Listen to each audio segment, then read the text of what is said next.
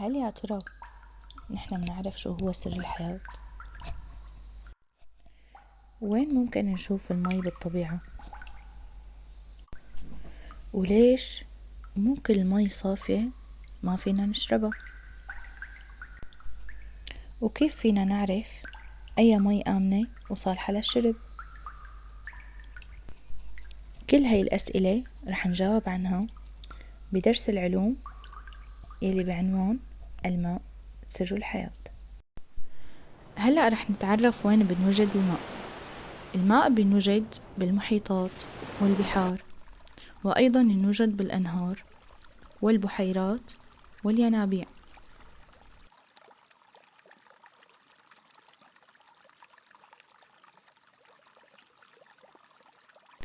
بإحدى الرحلات المدرسية ذهب الطلاب مع معلمتهم لنهر جاري،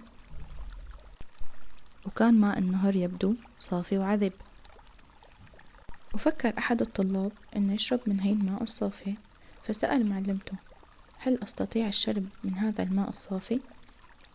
لكن المعلمة وقفت بلطف وسألته: هل كل ماء عذب صالح للشرب؟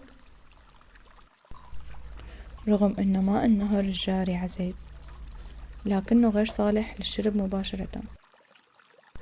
طيب ليش نحن ما فينا نشربه مباشرة؟ لأنه ماء النهر بيجري لمسافات طويلة قرب المدن، مع احتمالية اختلاطه بالتراب، ممكن يكون بيحتوي كائنات دقيقة أو ملوثات طبيعية. لهيك ما بنقدر نشرب من أي ماء منشوفه عذب وصافي إلا بعد ما نتأكد إنه نقي وصالح للشرب. رح نساوي تجربة، هو إنه نجيب 3 كاسات مي، واحدة رح تضل نقية وصافية ما رح نخلطها بشي، والتانية رح نخلطها مع ماء رمل، والثالثة رح نخلطها بماء الملح. وفينا نلاحظ هلأ ومثل ما هو موضح بالصورة إنه الماء اللي اختلط بالرمل تغير لونه، والماء اللي اختلط بالملح تغير طعمته.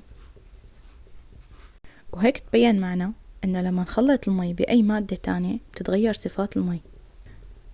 إذن شو هي صفات المي الصالحة للشرب؟